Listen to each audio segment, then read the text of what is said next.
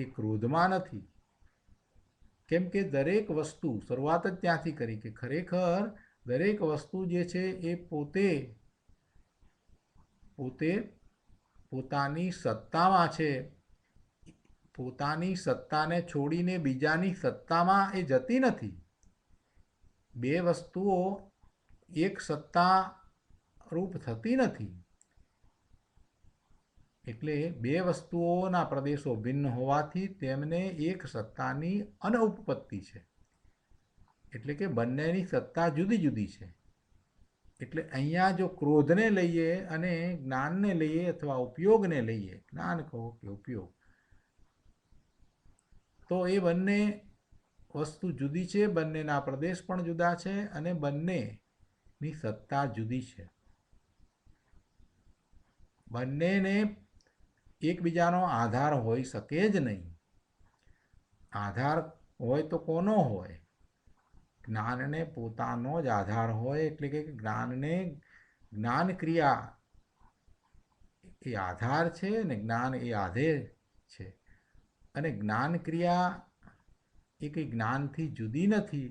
એટલે જ્ઞાન છે એ જ્ઞાનમાં જ છે અને એવી જ રીતે ક્રોધ છે તે ક્રોધમાં જ છે. વળી ક્રોધાદિકમાં કર્મમાં કે ન કર્મમાં જ્ઞાન નથી. ક્રોધમાં તો નથી, પણ કર્મમાં પણ નથી અને નો કર્મમાં પણ જ્ઞાન નથી. વળી કે છે ક્રોધાદિકમાં, કર્મમાં કે નો કર્મમાં, આ ત્રણેય લીધા.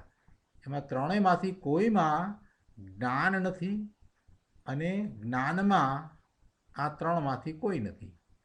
ક્રોધાદિક, કર્મ કે નો કર્મ નથી.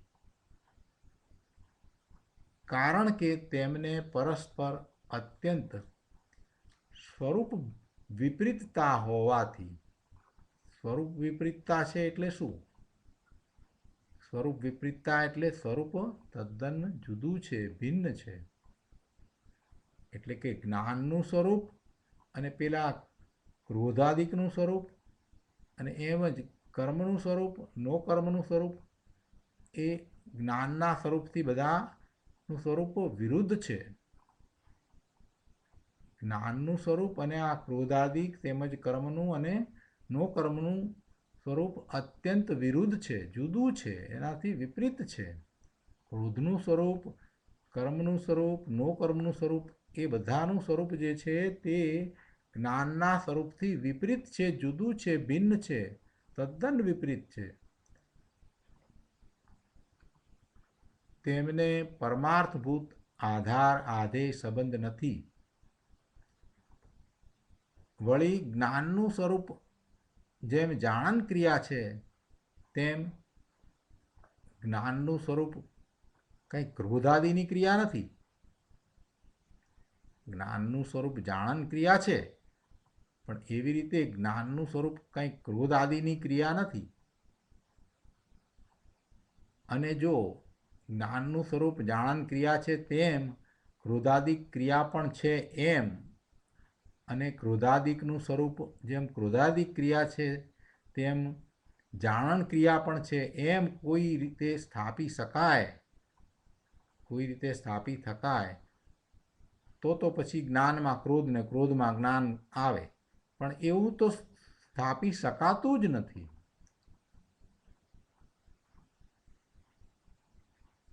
જ્ઞાનનું સ્વરૂપ છે એ જાણન ક્રિયા છે અને જ્ઞાનનું સ્વરૂપ ક્રોધાદિક ક્રિયા પણ છે એવી રીતે. અને બીજી વાત કે ક્રોધાદિકનું સ્વરૂપ ક્રોધાદિક ક્રિયા છે અને જાણન ક્રિયા પણ છે એમ જો સ્થાપી શકાતું હોય, એટલે એમ સિદ્ધ થઈ શકતું હોય, એવું જો સિદ્ધ થઈ શકતું હોય તો જ્ઞાન ક્રોધમાં છે એમ કહેવાય, અથવા તો ક્રોધ જ્ઞાનમાં છે એમ કહેવાય. પણ એવું તો સ્થાપી શકાતું નથી, એવું સિદ્ધ કરી શકાતું નથી. કારણ કે જાણન ક્રિયા અને ક્રોધાદિક ક્રિયા એ બંને જુદા જુદા સ્વભાવે પ્રકાશે છે, ભિન્ન ભિન્ન સ્વભાવે પ્રકાશે છે. જાણન ક્રિયા અને ક્રોધાદિક ક્રિયા એ બંને ભિન્ન ભિન્ન સ્વભાવે પ્રકાશે છે અને એ રીતે સ્વભાવો ભિન્ન હોવાથી વસ્તુઓ ભિન્ન જ છે. એટલે કે જ્ઞાન અને ક્રોધ બંને ભિન્ન જ છે. જ્ઞાન જ્ઞાનમાં છે, ઉપયોગ ઉપયોગમાં છે, ક્રોધ ક્રોધમાં છે. આ રીતે જ્ઞાનને અને અજ્ઞાનને એટલે કે ક્રોધાદિકને આધેયપણું નથી, એકબીજાના આધારે રહેલા નથી. ક્રોધના આધારે જ્ઞાન નથી, જ્ઞાનના આધારે ક્રોધ નથી, અને જ્ઞાનને અને અજ્ઞાનને એટલે ક્રોધ આદિક બધું જ આવી ગયું. એને એ રીતે આધેયપણું નથી.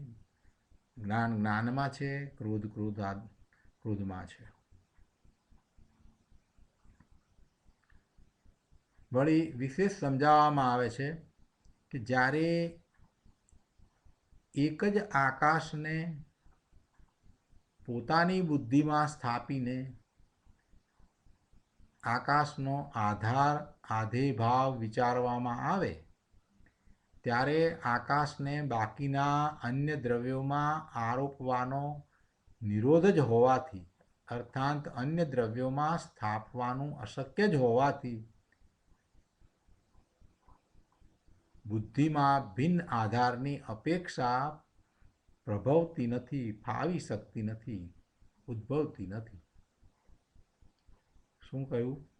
જો આકાશનો વિચાર કરીએ તો આકાશનો આધેય સંબંધ બીજા કોઈ દ્રવ્ય સાથે હોઈ શકે નહીં, એવો આરોપ થઈ શકતો નથી. આકાશમાં બધા દ્રવ્યો રહ્યા છે, આકાશમાં બધા દ્રવ્યો રહ્યા છે, અવગાહન આપે છે, પણ કે આકાશ એ બધા દ્રવ્યોને કારણે છે. 6 દ્રવ્યો ભગવાને કયા? જીવ, પૂતગળ, ધર્માસ્તિકાય, આકાશ અને કાળ, અધર્માસ્તિકાય. એમ 6 દ્રવ્યો કયા? જીવ, પૂતગળ, ધર્માસ્તિકાય, અધર્માસ્તિકાય, આકાશ અને કાળ. એમ 6 દ્રવ્યો ભગવાને કયા છે. એમાં આકાશમાં 2 ભાગ આપણે પાડ્યા. એમાં લોકાકાશ અને અલોકાકાશ. લોકાકાશની અંદર આ બાકીના 5 દ્રવ્યો રહ્યા છે. 5 દ્રવ્યો રહ્યા છે, પણ એ કંઈ 5 દ્રવ્યો છે માટે એ લોકાકાશ છે, લોકાકાશને એનો આધાર છે એમ નથી. કોઈનો આધાર નથી. બધા પોતપોતાના કારણે સ્વતંત્ર રીતે રહ્યા છે, એને કોઈનો આધાર નથી. એટલે આકાશનો અહીંયા વિચાર કરીએ તો કહે છે કે એનો આધેય ભાવ જો વિચારવામાં આવે તો આકાશને એ બાકીના જે દ્રવ્યો, બાકીના અન્ય દ્રવ્યો છે એની સાથે એવો આધેય સંબંધ થતો નથી. એટલે અહીંયા એમ સમજાયું કે જ્યારે એક જ આકાશને પોતાની બુદ્ધિમાં સ્થાપીને આધેય ભાવ વિચારવામાં આવે, કોનો? આકાશનો આધેય ભાવ વિચારવામાં આવે ત્યારે આકાશને બાકીના અન્ય દ્રવ્યોમાં આરોપવાનો નિરોધ જ હોવાથી, અર્થાત અન્ય દ્રવ્યોમાં સ્થાપવાનું અશક્ય જ હોવાથી, એટલે આકાશ અન્ય દ્રવ્યના આધારે એવું સ્થાપી શકાતું નથી. એટલે આકાશને કારણે જ છે, આકાશના આધારે જ છે. આકાશના પ્રદેશો જુદા છે અને પેલા દ્રવ્યોના પ્રદેશો પણ જુદા છે. એટલે એકબીજાના પ્રદેશો જુદા છે, બધાની સત્તા પોતપોતાની જુદી છે, એટલે એકબીજાનો આધાર નથી. એટલે આકાશ જે છે એને અન્ય દ્રવ્યોમાં સ્થાપી શકાય નહીં. એટલે પછી બીજા ભિન્ન આધારની અપેક્ષા ઉદ્ભવતી જ નથી. આકાશને આકાશ સિવાય બીજા કોઈનો આધાર હોય એવી અપેક્ષા રહેતી જ નથી. આકાશને આકાશ સિવાય બીજા કોઈનો આધારની અપેક્ષા પ્રભવતી નથી, ઉદ્ભવતી નથી, ફાવતી નથી. એ વાત જ ઠરી જાય છે. અને તે નહીં પ્રભવતા એક આકાશ જ એક આકાશમાં જ પ્રતિષ્ઠિત છે. આકાશમાં ખરેખર તો આકાશ જ રહેલું છે. આપણે એમ કહીએ છીએ ને કે આકાશમાં બીજા દ્રવ્યો રહ્યા છે, પણ બીજા દ્રવ્યોને આકાશ અવગાન આપે છે, એટલે એ રહ્યા છે, પણ એ આકાશમાં જ છે. અને બીજા દ્રવ્યો છે એ પણ પોતે પોતાના પ્રદેશમાં જ પ્રતિષ્ઠિત છે. દરેક દ્રવ્ય પોતે પોતાના પ્રદેશમાં પ્રતિષ્ઠિત છે, એ કંઈ બીજાના પ્રદેશમાં પ્રતિષ્ઠિત નથી. એમ બરાબર સમજી જવાય છે. એ બરાબર આપણને સમજાય છે. એક આકાશ જ એક આકાશમાં જ પ્રતિષ્ઠિત છે. આકાશ બીજા દ્રવ્યમાં પ્રતિષ્ઠિત નથી કે બીજા દ્રવ્યના પ્રદેશો જુદા છે, આકાશના પ્રદેશો જુદા છે. એમ બરાબર સમજી જવાય છે. અને તેથી એવું સમજી જનારને પર આધાર આધેયપણું ભાસતું નથી. હવે જેને આવી સમજ છે એને પછી એક દ્રવ્ય માટે બીજા દ્રવ્યનો આધાર શોધવા જવાની જરૂર પડતી નથી. જેને આવી સમજ પડે છે એને બરાબર સ્પષ્ટ સમજાઈ જાય છે કે પર આધાર આધેયપણું હોઈ શકે નહીં. એકને બીજાનું આધારપણું હોઈ શકે નહીં. દરેક દ્રવ્ય પોતે પોતાના આધારે પોતાનામાં પોતાના સ્વરૂપે પ્રતિષ્ઠિત છે. આકાશ આકાશમાં જ પ્રતિષ્ઠિત છે, જીવ જીવમાં પ્રતિષ્ઠિત છે, પૂતગળ પૂતગળમાં પ્રતિષ્ઠિત છે. એક વસ્તુ છે તે પોતે પોતાનામાં પ્રતિષ્ઠિત છે, પોતાનામાં રહેલી છે. રહેવું પ્રતિષ્ઠિત છે એટલે રહેલું છે, પોતાના સ્વરૂપ સહિત પોતાનામાં પ્રતિષ્ઠિત છે. એટલે પરના આધાર આધેયપણું એમાં રહેતા નથી. એવું ભાસતું નથી કે એક દ્રવ્યને પરનું આધારપણું હોય એવું લાગતું નથી. બહુ સ્પષ્ટ થઈ જાય છે આ વાત. એવી રીતે જ્યારે જ્ઞાનની વાત હવે સમજાવે છે કે એક જ જ્ઞાનને પોતાની બુદ્ધિમાં સ્થાપીને જ્ઞાનનો આધાર આધેય ભાવ વિચારવામાં આવે. જ્ઞાન માટે આપણે વિચાર કરીએ કે જ્ઞાનનો આધાર આધેય ભાવ શું?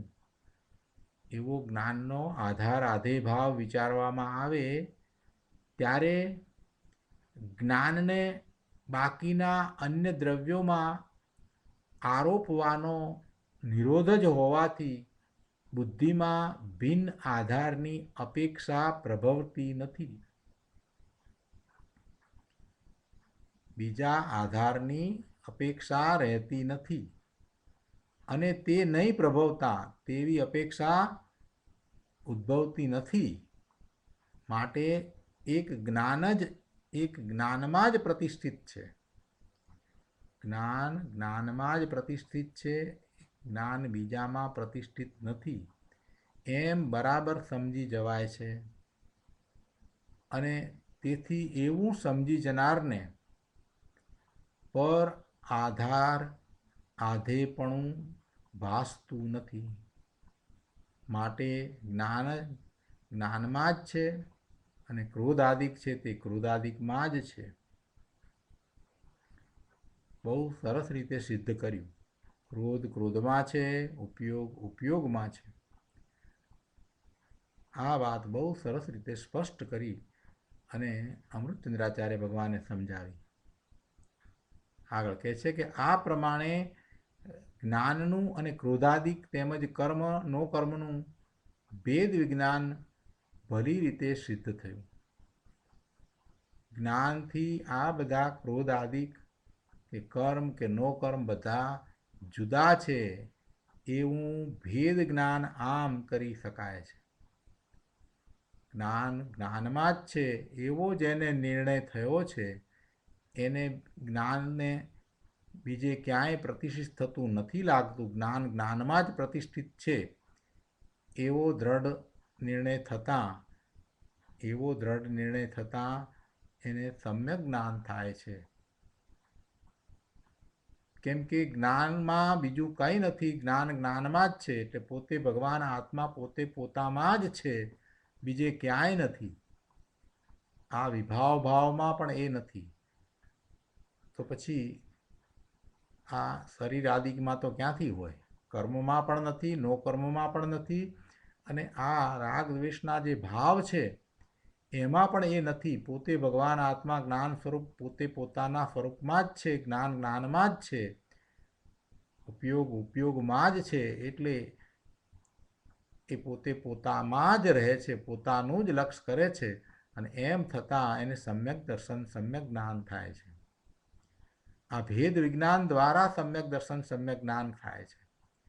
ભેદ પાડ્યો, કોનાથી ભેદ પાડ્યો? પોતે જ્ઞાન સ્વરૂપ છે તો જ્ઞાનથી બીજું બધું જુદું છે. રાગ એનાથી જુદો છે. રાગ કે દ્વેષ એનાથી જુદા છે. ક્રોધ આદિક શબ્દ મૂક્યો છે ને, એટલે ક્રોધ, ક્રોધ, માન, માયા, લોભ એમ બધા એમાં આવી ગયા. એટલે રાગ અને દ્વેષ બંને આવી ગયા. તો એમાં નથી. આત્મા એ ક્રોધાદિકમાં નથી અને ક્રોધાદિક આત્મામાં નથી. એટલે ભગવાન આત્મા એનાથી જુદો ભિન્ન છે. પોતે આ રાગ દ્વેષ ક્રોધથી જુદો છે. એમાં એ નથી. એનું એ સ્વરૂપ જ નથી. આત્માનું એ રાગ દ્વેષ સ્વરૂપ નથી. આત્માનું શુદ્ધ સ્વરૂપ છે, એ જ્ઞાન સ્વરૂપ છે, તો એ જ્ઞાનમાં જ રહ્યો છે, બીજે ક્યાંય નથી. આ ભગવાન આત્મા જ્ઞાન સિવાય બીજે ક્યાંય નથી. પોતે પોતાનામાં જ છે, પોતાનું જ્ઞાન સ્વરૂપ છે, તો એ જ્ઞાનમાં જ છે, એમાં જ પ્રતિષ્ઠિત છે, એમાં જ રહેલો છે, એમાં જ એ સમાયેલો છે. એ બીજે ક્યાંય નથી, બીજે બહારમાં ક્યાંય નથી. એ શરીરમાં તો નથી, પણ એ આ રાગાદિકમાં પણ નથી, ક્રોધાદિકમાં પણ નથી. એમ એ પોતે બધાથી ભિન્ન પડે છે. હું ભગવાન આત્મા આ રાગથી જુદો. આ રાગને અને મારે કોઈ સંબંધ નથી. રાગના આધારે હું નથી, મારા આધારે રાગ નથી. રાગ મારામાં વ્યાપ્યો નથી, હું એનામાં વ્યાપ્યો નથી. એના પ્રદેશ જુદા, મારા પ્રદેશ જુદા. જ્ઞાન જ્ઞાનમાં છે. એવો જે વિચાર કરે છે અને એમાં એમ આગળ વધે છે, એ સમ્યક દર્શન પ્રગટ કરે છે. એટલે આ ભેદ જ્ઞાન દ્વારા એને સમ્યક દર્શન પ્રગટ કરવાનું છે. અને સમ્યક દર્શન થતાં પછી એ ભેદ જ્ઞાન છે તે અનુભવ સહિતનું થઈ જાય છે. શ્રદ્ધા અનુભવ સહિતની થાય છે કે આમ જ છે, વસ્તુનું સ્વરૂપ આમ જ છે. ફરી ફરીને વિચાર કરવાનો છે. એને એ વાતને ફરી ફરી અને ઊંડા ઉતરવાનું છે, પોતે જાતે એ કરવાનું છે. એમ કરતાં એ ભેદ જ્ઞાન થાય. રાગથી જુદો પડવું. હું રાગ રૂપે નથી, રાગ મારા રૂપે નથી. રાગ અને મારું સ્વરૂપ તદ્દન ભિન્ન છે. મારે અને રાગને કોઈ સંબંધ નથી. એક વસ્તુ બીજી વસ્તુમાં નથી. શરૂઆત જ ત્યાંથી કરી. શરૂઆત કરી, કેટલી સરસ રીતે શરૂઆત કરી છે કે ખરેખર એક વસ્તુની બીજી વસ્તુ નથી. અર્થાત એક વસ્તુની બીજી વસ્તુ કાંઈ સંબંધી નથી.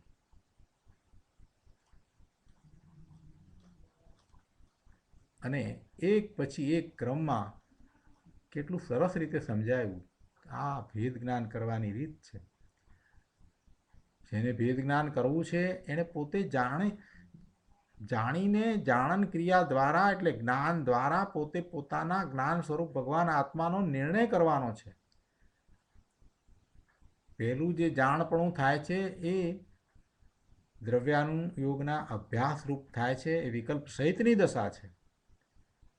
આ જાણપણું થયું ને, આ જાણ્યું ને કે જ્ઞાન જ્ઞાનમાં છે. આ જે જાણ્યું એ તો વિકલ્પ સહિત જાણ્યું છે. પણ પછી તો આગળ વધવાનું છે કે હું એનાથી જુદો છું, એમ ભેદ જ્ઞાન કરીને પોતાના સ્વરૂપનું લક્ષ્ય કરવાનું છે. કે પોતે પોતાનામાં જ છે તો પોતે કોણ છે એનું તો લક્ષ્ય કરવાનું છે. એમ થતાં વિકલ્પ વિના નિર્વિકલ્પ ધ્યાનમાં પોતે પોતાને ધ્યાવે છે, ત્યારે એને સમ્યક દર્શન થાય છે.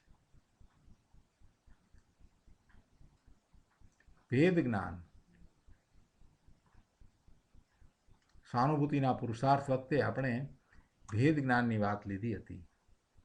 સહાનુભૂતિ અને ભેદ જ્ઞાનને શું સંબંધ છે? પહેલાં આ રીતે ભેદ જ્ઞાન કરવું અને પછી જ્યારે સ્વાનુભૂતિ સ્વનો અનુભવ થાય છે પછી એ ભેદ જ્ઞાન બરાબર હંમેશને માટે થઈ જાય છે કે પોતે જુદો જ છે. પછી એને વારે વારે એ ભેદ જ્ઞાન કરવું નથી પડતું હું બધાથી જુદો છું. આ ભેદ જ્ઞાન એને થઈ જાય છે. એ થઈ ગયા પછીથી ભેદ જ્ઞાન સતત રહે છે. ભાવાર્થમાં અહીંયા પંડિતજી સમજાવે છે કે ઉપયોગ તો ચૈતન્યનું પરિણમન હોવાથી જ્ઞાન સ્વરૂપ છે. ઉપયોગ જ્ઞાનનો ઉપયોગ લીધો છે તો એ જ્ઞાન સ્વરૂપે છે. ઉપયોગ તો ચૈતન્યનું પરિણમન હોવાથી જ્ઞાન સ્વરૂપ છે. અને ક્રોધાદિક ભાવકર્મ, જ્ઞાનાવરણ આદિ દ્રવ્ય કર્મ, શરીર આદિ નો કર્મ એ બધાએ પૂતગળ દ્રવ્યના પરિણામ હોવાથી જડ છે. ઉપયોગ છે એ ચેતન ભગવાન આત્મા એનું પરિણમન છે. ચૈતન્યનું પરિણમન છે એટલે એ તો જ્ઞાન સ્વરૂપ છે. ઉપયોગ જ્ઞાન સ્વરૂપ છે. એ ચૈતન્યનું પરિણમન છે. જ્યારે આ તો બધા પૂતગળ દ્રવ્યના પરિણામ હોવાથી એ જડ છે. ક્રોધ આદિક ભાવકર્મ, જ્ઞાનાવરણ આદિક દ્રવ્ય કર્મ અને શરીર આદિકનો કર્મ એ બધાએ પૂતગલ દ્રવ્યના પરિણામ હોવાથી જડ છે. તેમને અને જ્ઞાનને પ્રદેશ ભેદ હોવાથી અત્યંત ભેદ છે. તેમને અને જ્ઞાનને પ્રદેશ ભેદ હોવાથી અત્યંત ભેદ છે.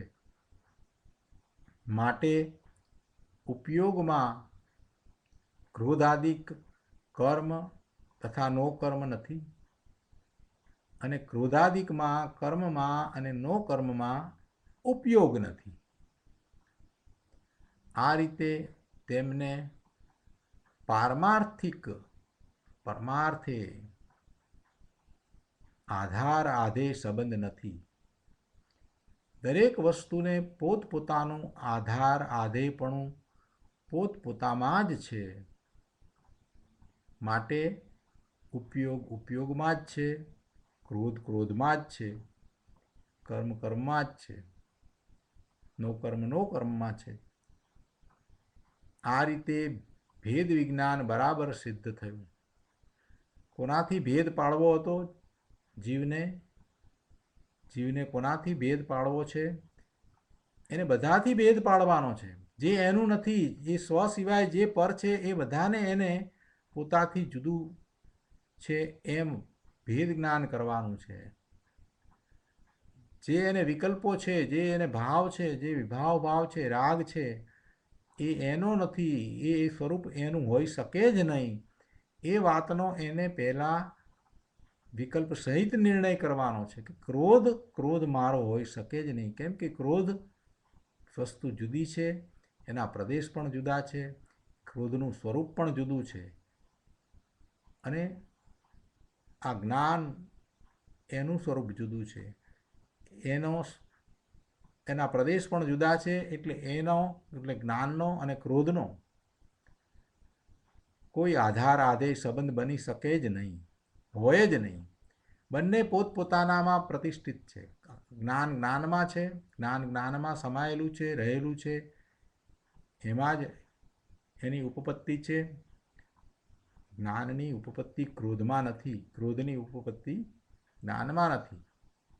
બંનેનો એકબીજામાં અભાવ છે, બંને પોતપોતામાં જ છે. એ રીતે ભેદ જ્ઞાન કરતાં એ ભેદ જ્ઞાન કરતાં જીવ સમ્યક દર્શન પ્રાપ્ત કરે છે. એટલે ભેદ જ્ઞાનની અહીંયા આ ગાથાઓમાં વાત કરવામાં આવી છે. હવે આ ગાથાઓ ઉપર ખૂબ તાત્પર્યપૂર્ણ વાત પૂજ્ય ગુરુદેવે કરી છે.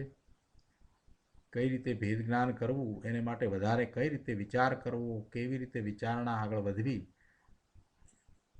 એ બધું આપણને ગુરુદેવના પ્રવચનમાંથી મળશે. તો આ ગાથાઓ પર પૂજ્ય ગુરુદેવના પ્રવચનમાંથી ઘણા અંશ આપણે હવે પછીના સ્વાધ્યાયોમાં લઈશું. આજનો સ્વાધ્યાય આપણે અહીંયા સુધી રાખીએ છીએ.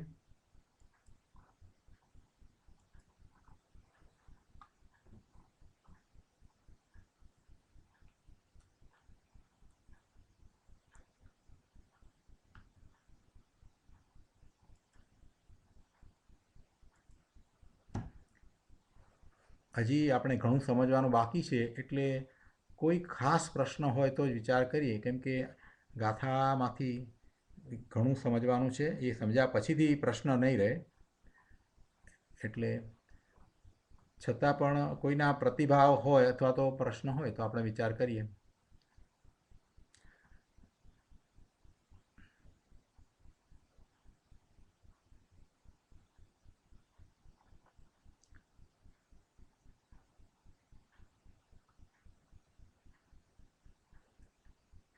પ્રેઝન્ટેશન મોડ વખતે કૃપા કરી અને એવું લાગે તો *6 દબાવી અને આપનું માઇક્રોફોન મ્યુટ રાખો, જેથી કરીને આપના ઘરના અવાજો આપણને સંભળાય નહીં. પ્રેઝન્ટેશન મોડ વખતે જો એવું લાગતું હોય તો યાદ રાખી અને *6 દબાવશો તો આપનું માઇક્રોફોન મ્યુટ થશે. આમ પણ સ્વાધ્યાયમાં બેસો ત્યારે એક ડિસિપ્લિન રાખવા જેવી છે. *6 દબાવો, સ્ટાર દબાવો પછી 6 દબાવો એટલે આપનું માઇક્રોફોન મ્યુટ થઈ જશે, જેથી કરીને બીજાને આપના તરફથી અવાજો સંભળાય નહીં અને એમના ભાવ તૂટી નહીં જાય.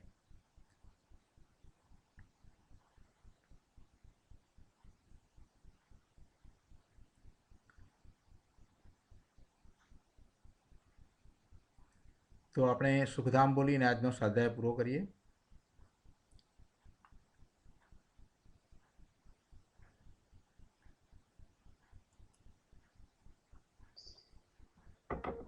સુખધામ અનંત સુસંત ચરી દિનરાત રહે તદ ધ્યાન મહી પ્રશાંતિ અનંત સુધામય જે પ્રણમો પદતે વરતે જયતે પ્રણમો પદતે વરતે જયતે.